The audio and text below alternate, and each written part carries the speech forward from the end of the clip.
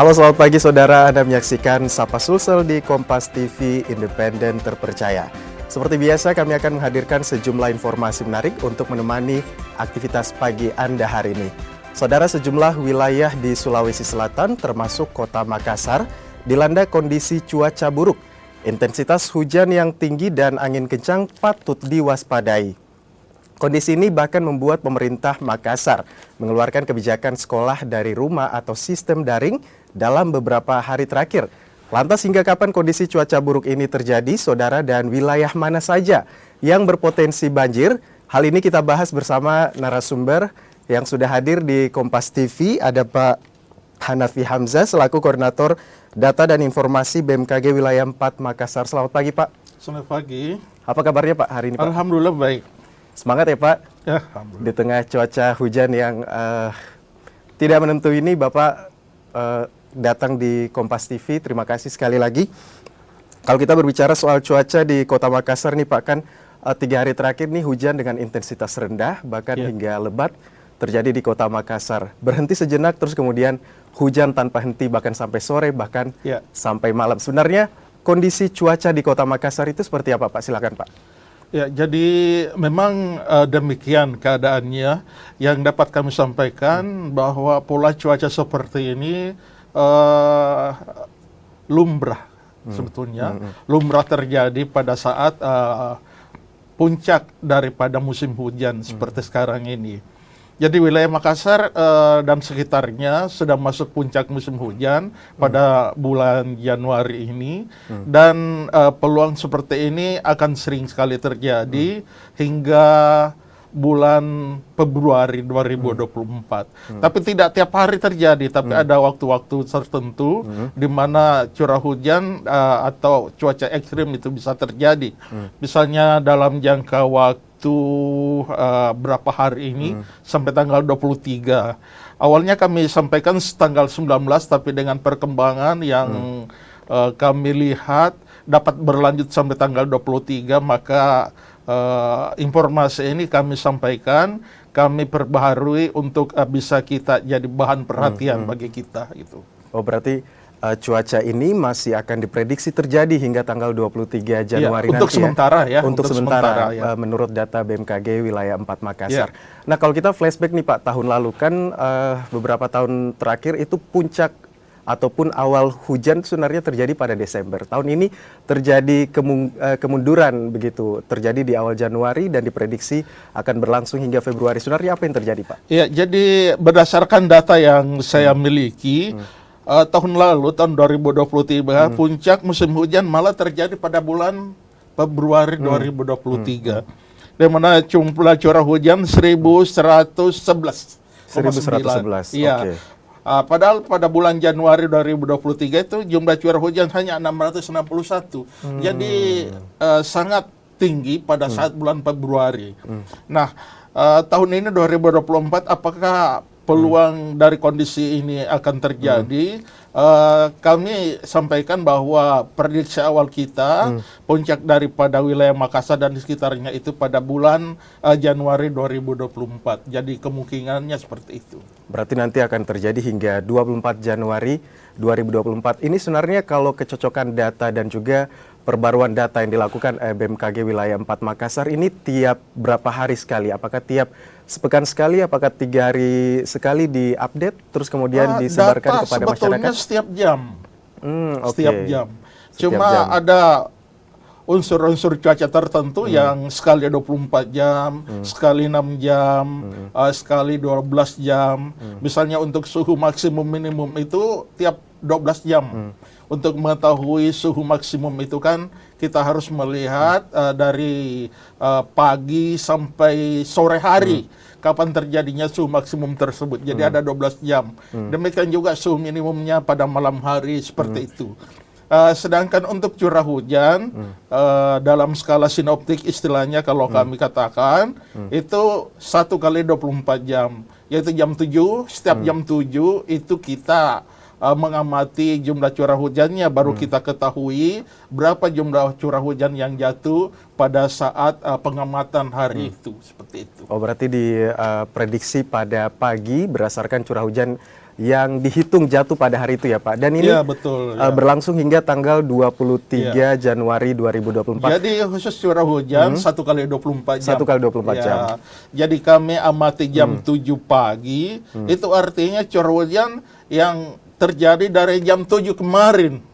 Seperti itu, jadi 24 Oke, hitungannya jam. ya berarti Seperti dari itu, kemarin. Ya. Oke, terjadi hingga 23 Januari 2024. Pak, ini hitungannya hingga 23 Januari 2024 ini apakah curah hujan ini akan tetap sama tinggi seperti itu atau apakah ada hari-hari yang berpotensi sinar matahari bersinar seperti itu atau seperti apa Pak? Sekarang tanggal 16, kemudian kita perkirakan sampai tanggal 23, sekitar tanggal 18 atau 19, intensitasnya tidak terlalu besar. Kemudian lanjut lagi sampai tanggal 23 dalam skala antara sedang hingga lebat. Sedang hingga lebat itu ya antara 20 sampai 50 mm selama 24 jam. Nah, dari pengamatan yang telah kami lakukan selama bulan Januari ini, sudah 2 kali dalam skala lebat itu terjadi, yaitu tanggal 13 Januari dan tanggal 15 hari ini. Jadi yang kita amati hari ini tanggal 16 itu curah hujannya dalam skala lebat juga, yaitu 53 mm, sedangkan tanggal 13 itu sekitar 65 mm. Jadi memang dalam 2-3 hari ini memang curah hujan cukup lebat di wilayah kita. Terus kemudian juga diinformasikan kepada masyarakat untuk tetap waspada, bahkan sekolah-sekolah ini diimbau untuk melakukan pembelajaran secara daring karena memang intensitas curah hujan yang cukup tinggi terjadi di wilayah Kota Makassar. Selain Kota Makassar Pak, di beberapa wilayah Sulawesi Selatan lagi yang diprediksi ini akan hujan lebat hingga tanggal 23 itu wilayah mana saja? Wilayah pantai barat Sulawesi Selatan, jadi membentang mulai dari Parepare, kemudian ke selatan Baru, Pangkep, Maros, Makassar, Gua Takalar, Jeneponto, dan Selayar. Ini wilayah dengan peluang terjadinya curah hujan yang lebih besar dibandingkan wilayah yang lain. Terus wilayah yang lain bagaimana? Peluang terjadi curah hujan juga tetap, tetapi tidak sebesar apabila yang akan kita prediksi di sebelah pantai barat Sulawesi Selatan, seperti itu. Berarti ini letak geografis juga berdampak ya pada intensitas curah hujan Jadi khususnya kenapa sampai pantai barat Sulawesi Selatan? Karena menghadap ke laut lepas. Tidak ada semacam hambatan, arus angin baratan itu masuk ke wilayah kita. Jadi tanpa ada hambatan dari Laut Jawa masuk, terbentuk awan-awan hujan, kemudian jatuh di daerah barat pegunungan bawah karangnya. Kalau sebelah timurnya itu tidak terlalu deras, kalaupun ada yang sampai ke sebelah timur itu berupa daerah bayang-bayang hujan istilahnya. Jadi daerah sebelah timur itu kalau sekarang kita sudah musim hujan, di sana belum begitu deras, belum sederas yang ada di pantai barat. Berarti pesisir dan juga wilayah di bagian pantai barat yang disebutkan Pak Hanafi tadi ini patut diwaspadai ya dengan kondisi curah hujan yang cukup tinggi dan juga bisa meningkatkan kewaspadaan terutama di waktu-waktu beraktivitas mulai pagi hingga nanti akan kembali tidur di malam hari. Dan Pak Hanafi, kita jeda sejenak, kita akan bahas cuaca di Makassar dan sekitarnya usai jeda berikut. Saudara tetaplah bersama kami di Sapa Sulsel.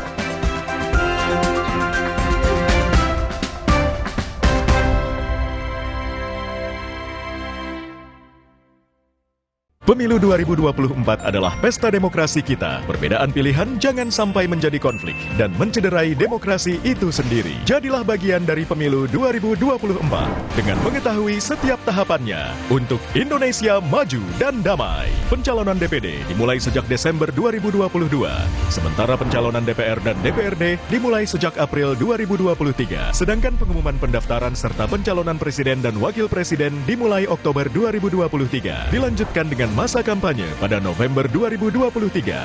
11 sampai 13 Februari 2024, seluruh peserta kampanye masuk dalam masa tenang.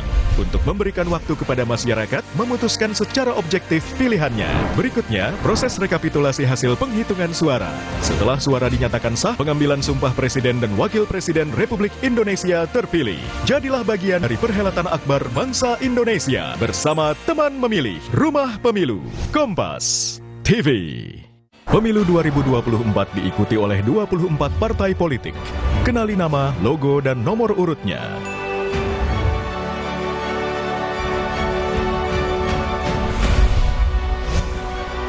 Jadilah bagian dari perhelatan akbar demokrasi negeri ini untuk Indonesia damai sejahtera. Ikuti perkembangan dan informasi terkini seputar Pemilu 2024 bersama teman memilih Kompas TV, Rumah Pemilu. Dapatkan berita dan informasi utama seputar Pemilu 2024. Ketahui serba-serbi jelang pencoblosan. Kawal prediksi hasil pemilu. Simak analisa perolehan suara para kontestan. Ikuti rangkaian Pemilu Damai 2024 bersama Kompas TV, Rumah Pemilu.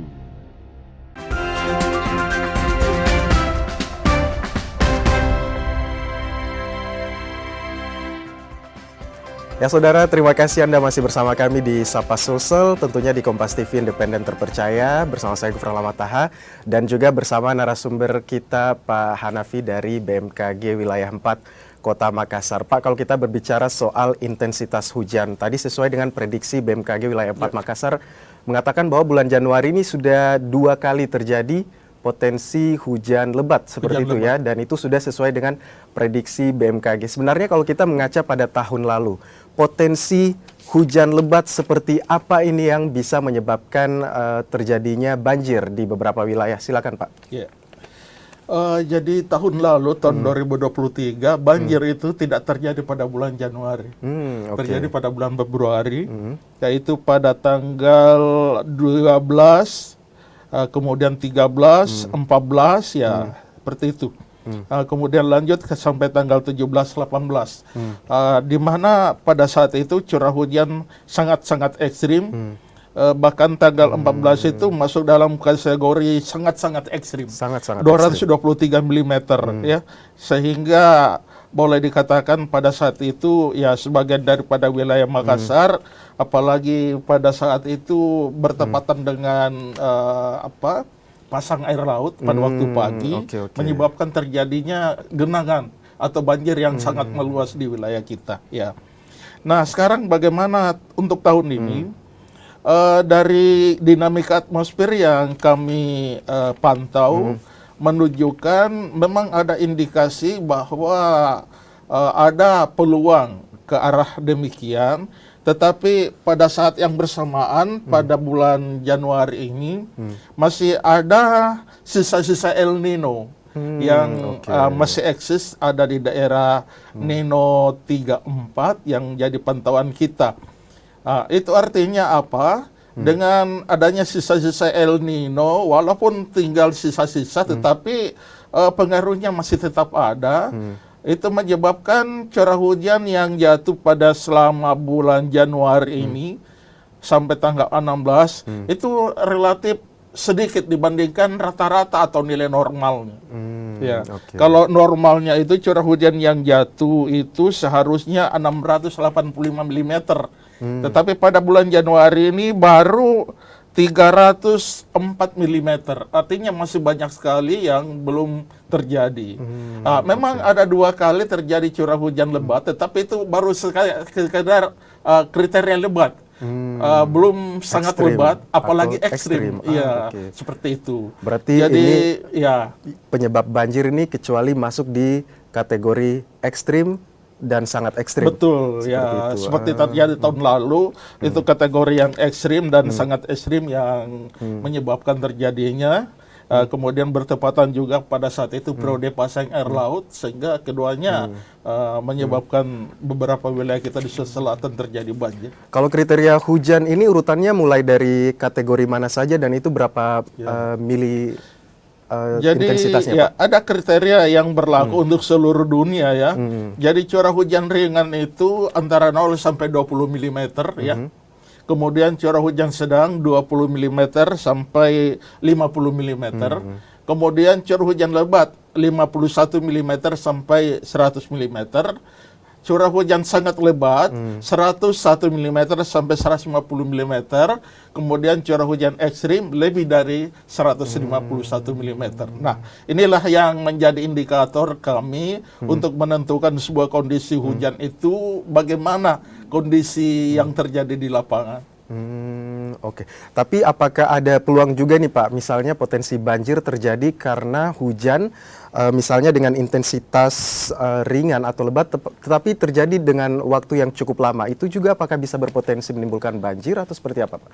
Ya, potensi itu ada ya, potensi itu tetap ada, tetapi apabila dibandingkan tahun lalu, ini relatif lebih sedikit dibandingkan tahun lalu. Jadi selalu ada potensinya, karena memang yang harus kita jadi perhatian adalah angin monsun barat yang cukup basah, kemudian dengan tingkat kelembaban yang sangat tinggi ini menyebabkan interaksi dengan lautan, terbentuk awan-awan hujan di wilayah kita. Dan ini intens terjadi selama bulan Januari dan Februari. Seperti itu. Ini intens terjadi ya, dan akan masih banyak kita hadapi hingga Banyak bulan peluang. Februari.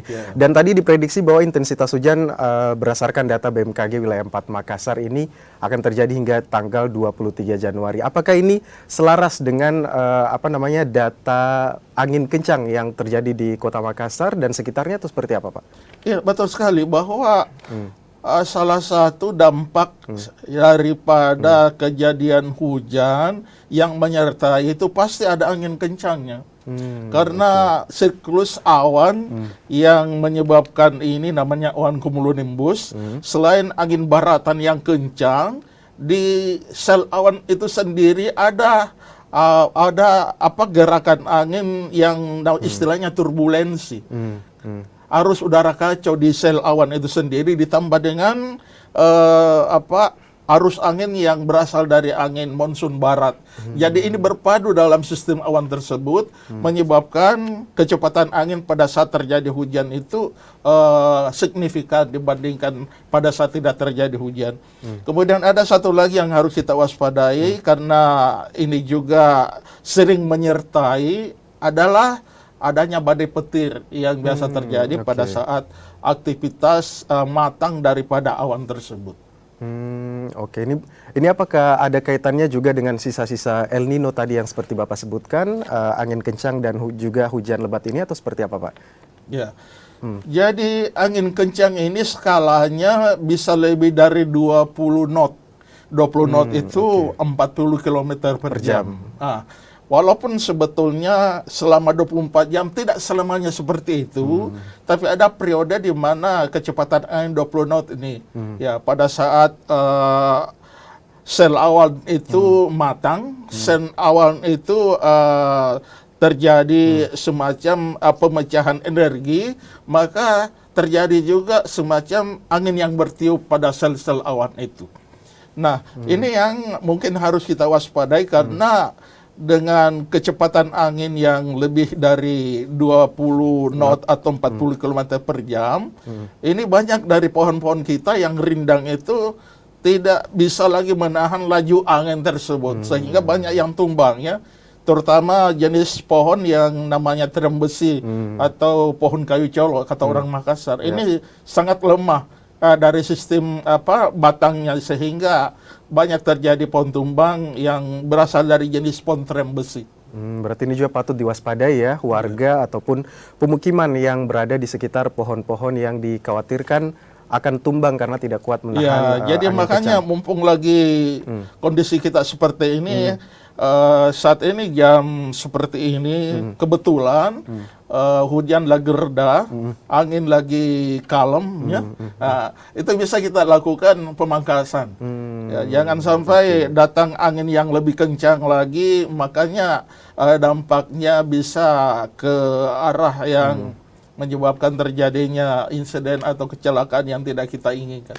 Kalau berdasarkan pemantauan dan juga data BMKG ini, kalau potensi angin kencang ini biasanya terjadi di siang, pagi, atau malam? Ini Bagaimana, Pak? puncak musim hujan, tidak ada lagi istilah siang, malam, Oke. pagi, semuanya Bisa berpotensi, ya? dalam 24 jam itu potensi. Yang penting ada sirkulasi awan, kemudian pergerakan angin dari sistem tekanan tinggi ke tekanan rendah yang ada di sebelah selatan perairan kita. Ini yang merupakan kerjaan kami untuk memantau seperti itu. Karena apabila ada muncul sistem tekanan rendah di sebelah selatan perairan kita, ini yang kita waspadai karena itu merupakan pusatnya sistem angin menuju ke situ. Ya. Jadi itu yang harus kita waspadai karena kebetulan wilayah kita selatan berada di jalur itu. Nah ini yang Harus perlu kita menjadi waspadai perhatian ya, kita. dan juga harus menjadi perhatian dan pastinya tetap dipantau oleh BMKG untuk Iya, betul, bisa ya. memberikan informasi yang akurat terhadap masyarakat. Pak, kita akan bahas lagi soal BMKG dan juga saudara yang ada di rumah. Jangan kemana-mana, tetaplah bersama kami di Sapa Sulsel.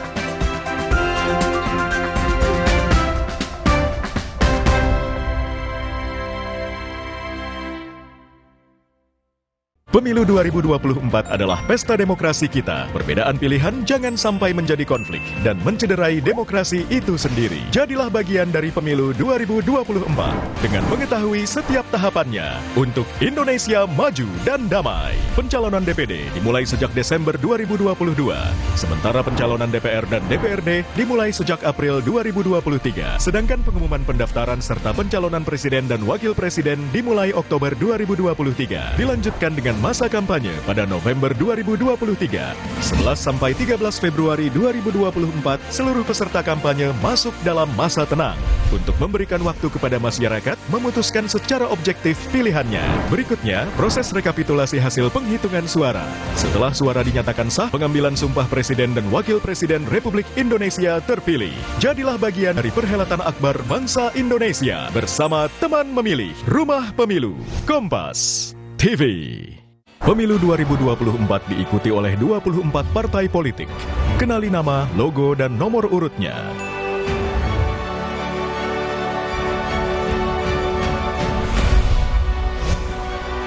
Jadilah bagian dari perhelatan akbar demokrasi negeri ini untuk Indonesia damai sejahtera.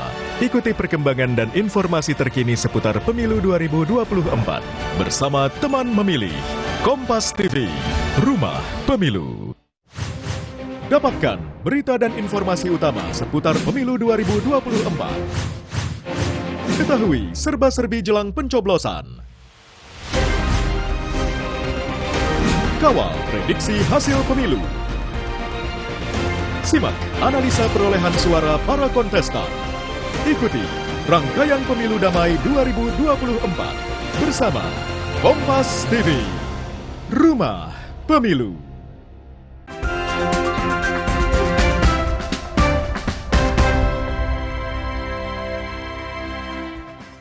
Ya, terima kasih saudara, Anda masih bersama kami di Sapa Sulsel, masih bersama saya Gufran Lamataha. Pak Nafi, kita kembali berbicara soal cuaca di Kota Makassar dan juga sekitarnya. Sebagai badan yang memantau pergerakan cuaca di Kota Makassar dan juga sekitarnya, sebenarnya berdasarkan prediksi yang akan terjadi hingga tanggal 23 Januari, hujan masih terjadi di intensitas ringan dan juga hingga lebat seperti itu. Nanti setelah tanggal 23 Januari, apakah sudah ada data dari BMKG, cuaca akan seperti apa? Ini perkiraan jangka pendek belum. Oh, okay. Jadi harus kita lihat hari per hari. Ya. Jadi yang paling cepat kita bisa prediksi 7 hari sebelumnya untuk perkiraan jangka pendek. Berarti memang harus punya beberapa data sebelumnya untuk memprediksi beberapa hari. Belum. Jadi habis tanggal 23 belum. Tunggu berapa hari lagi. Kami rilis lagi informasinya. Apakah lanjut kondisi cuaca ekstrim atau kondisinya membaik seperti itu. Oke. Kalau kita melangkah ke bulan Februari, apakah sudah ada gambaran dari BMKG cuaca dari Kota Makassar dan sekitarnya akan seperti apa? Secara umum berdasarkan kondisi hujan bulanan itu relatif sama dengan normalnya. Artinya kondisi yang terjadi pada bulan Februari selama 30 tahun itu akan mirip yang akan terjadi Februari tahun 2024 ini.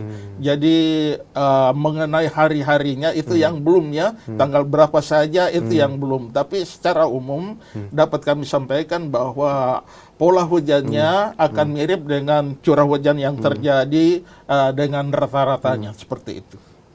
Berarti ini juga berdasarkan data yang dikumpulkan oleh BMKG kurang lebih 30 tahun terakhir seperti itu ya, untuk menentukan bagaimana kondisi cuaca di Februari. Secara umum Pak, itu Februari nanti apakah sudah masuk akhir musim hujan, intensitas sudah mulai menurun atau seperti apa? Belum. Belum masuk Malah ya. beberapa tempat masih puncak musim hujan. Oke. Di wilayah mana saja itu Pak? Terutama daerah peralihan antara pantai barat dengan daerah pegunungan. Itu daerah-daerah pertengahan itu malah puncak musim hujannya pada bulan jatuhnya di Februari. Februari seperti itu. Jadi yang harus kita pahami bahwa pola seperti itu ya memang lumrah terjadi pada di kondisi seperti sekarang ini.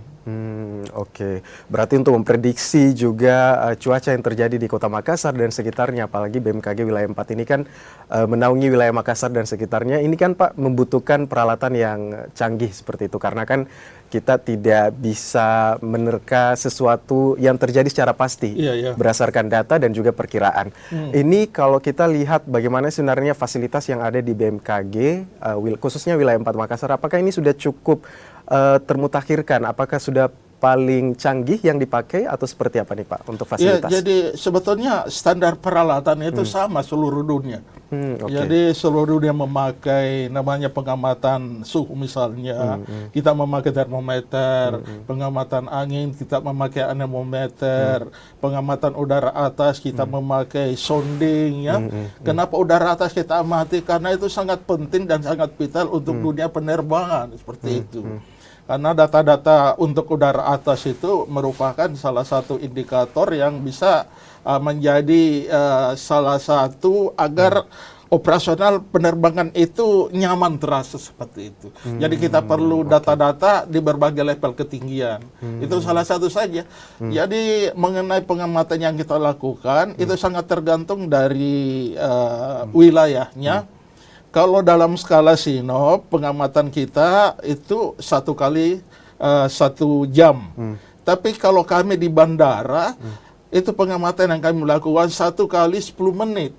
Di antara 10 menit pun kalau terjadi cuaca yang signifikan, kami segera akan memberikan informasi mendahului 10 menit yang akan datang seperti itu. Ya, makanya kan kemarin ada beberapa penerbangan yang sempat dibatalkan atau ada yang kembali ke tempat bandaranya itu gara-gara cuaca di wilayah kita ya kurang bersahabat dan sebagainya. Seperti itulah manfaat daripada informasi cuaca yang kami berikan. Karena yang namanya dunia penerbangan sekecil apapun ya, peluang terjadinya insiden itu harus kita hindari. Termasuk dalam hal ini apabila ada potensi dari alam. Ya dalam hal ini kondisi cuaca. Berarti itu yang harus posisinya juga sangat krusial karena memang semua aspek termasuk aspek penerbangan dan juga aviation tentunya ini bergantung pada data yang dirilis oleh BMKG dan juga memprediksi kejadian kurang lebih 10 menit sebelumnya, seperti itu ya. Kalau di bandara ya seperti itu memang. Ya. Dan apakah alat-alat ini disebar di beberapa titik di wilayah Sulawesi Selatan dan juga sekitarnya atau seperti apa? Butuh berapa banyak nih Pak untuk bisa menambah keakuratan perkiraan cuaca di BMKG wilayah 4? Jadi unit pelaksana teknis kita di Sulawesi Selatan itu ada 6 ya. Ada 6 stasiun pengamatan milik BMKG. Tapi kerjasama, misalnya untuk stasiun hujan, itu lebih 200 di seluruh Sulawesi Selatan. Kita titip alat kita ke Dinas Pertanian, Dinas Kehutanan. Setiap hari lah kita dikirimin datanya seperti dari itu. Mereka dan juga menjadi data akurat juga ya untuk prediksi dari BMKG. Yang banyak kita jadikan acuan dalam penentuan kondisi hujan untuk beberapa hari ke depannya.